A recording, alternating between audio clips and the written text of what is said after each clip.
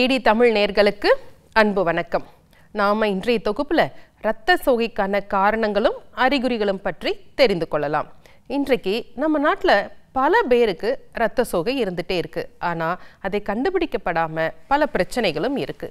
சரி, இரத்த சோகைனா என்ன அப்படிங்கிறத தெரிஞ்சுக்கலாம். நம்ம உடம்புல இரத்தத்தில் ஆர்பிசி இரத்த சிவப்பணுக்கள், வெள்ளை அணுக்கள், பிளேட்லெட்ஸ் போன்ற தட்டுக்கள் இருக்கு. இதில் ஆர்பிசி அப்படிங்கிறதுல தான் ஹீமோகுளோபின் அப்படிங்கிற ஒரு தன்மை இருக்கு. இதுதான் நம்ம உடலுக்கு பல வேலைகளை செய்கிறது. அதாவது இந்த இரத்த ஓட்டம் சீராக இருக்கும் பொழுது நுரையீரலிருந்து ஆக்சிஜனை நம்ம திசுக்களுக்கு கொண்டு செல்கிறது. திசுக்கள்லிருந்து கழிவுகளான கார்பன் டை ஆக்சைடை நுரையீரலுக்கு கொண்டு செல்கிறது. மேலும் இரத்தத்தினுடைய காரத்தன்மை அமிலத்தன்மையை மெயின்டைன் பண்ணுது. அதாவது பிஹெச் அப்படின்னு சொல்லுவோம். இரத்தத்தோட தடிமனையும் பாதுகாக்குது. விஸ்காசிட்டி அப்படின்னு சொல்வோம். இரத்தத்தின் மூலமாக தான் திசுக்களுக்கு நல்ல நியூட்ரியன்ஸும் செல்கிறது. இப்படி பல்வேறு வேலைகள் இருக்கு. இந்த இரத்தத்தில் இருக்க ஹீமோகுளோபின் அளவு சரியாக இருந்தாதான் இந்த வேலைகளை நம்ம செய்ய முடியும். சராசரியாக ஒரு ஆணுக்கு 13 to 18 கிராம் வரைக்கும் இருக்கணும்.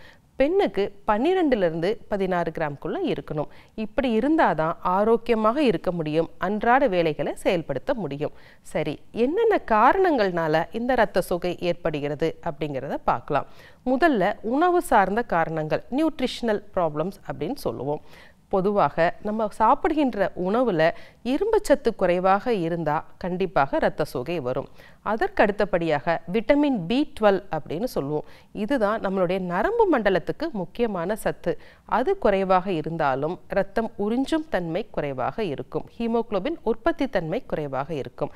அடுத்தது ஃபோலேட் அப்படிங்கிற ஒரு சத்து குறைவாக இருந்தாலும் இந்த இரத்த சோகை ஏற்படும். இரண்டாவதாக பார்த்தோம்னா, உடம்புல நமக்கு நிறைய உதிரப்போக்கு இருக்குது பெண்களுக்கு அப்படின்னா அவங்க எப்பொழுதுமே ஒரு இரத்த சோகையில் இருப்பாங்க. சில பேருக்கு பார்த்தீங்கன்னா வயிற்றில் அல்சர் இருந்துக்கிட்டே இருக்கும். அதில் நம்ம இரத்த கசிவும் இருக்கும் பொழுது அவர்களுக்கும் இரத்த சோகை இருக்கும். மேலும் இன்ட்ரின்சிக் ஃபேக்டர் குறையிறதுனால இந்த இரத்தத்தில் ஹீமோகுளோபின் குறைந்து காணப்படும். ஒரு சிலருக்கு வயிறு சார்ந்த கேன்சர் நோய்கள் இருந்தாலோ அல்லது அல்சரேட்டிவ் கோலைட்டிஸ் இருந்தாலோ இரத்த சோகை ஏற்படுவதற்கு வாய்ப்பு இருக்கு. எலும்பு மஜ்ஜை சார்ந்த நோய்களிலும் இரத்த சோகை இருக்கும். சில வகை ஆட்டோ இம்யூன் டிசீஸில் பொதுவாகவே இரத்தத்தில் ஹீமோகுளோபின் குறைந்து காணப்படும். அல்லது அழற்சி நோய் இன்ஃப்ளமேட்டரி டிசீஸ் இருந்தாலும் குறைந்து காணப்படும். ஒரு சிலருக்கு பார்த்தீங்கன்னா பரம்பரை காரணங்கள்னாலேயும் இந்த இரத்த சோகை இருக்கும். சிக்கிள் செல் அனீமியா, தாலசீமியா போன்ற காரணங்கள். அப்போ ஒருத்தருக்கு இரத்த சோகை இருக்குது அப்படின்னா அவங்களுக்கான சரியான காரணத்தை நம்ம முதல்ல கண்டுபிடிக்கணும். அப்போ தான் சிகிச்சைக்கு ஏதுவாக இருக்கும். சரி, அவர்களுக்கு என்னென்ன மாதிரியான அறிகுறிகள் இருக்கும் அப்படிங்கிறத பார்க்கலாம்.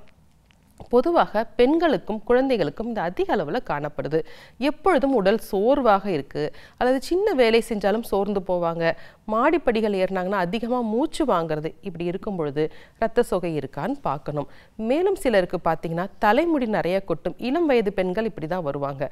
தலைமுடி கொட்டுது அல்லது முடியோட தடிமன் குறைந்து காணப்படுது.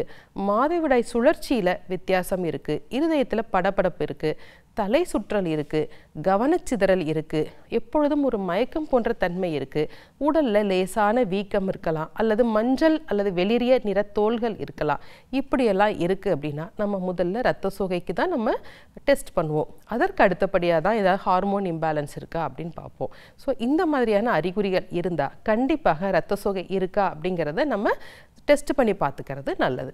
சரி நேயர்களே, இன்றைய தொகுப்பில் இரத்த சோகைக்கான காரணங்களும் அறிகுறிகளும் பற்றி தெரிந்து கொண்டோம். வேறொரு நிகழ்ச்சியில் சந்திக்கலாம். நன்றி.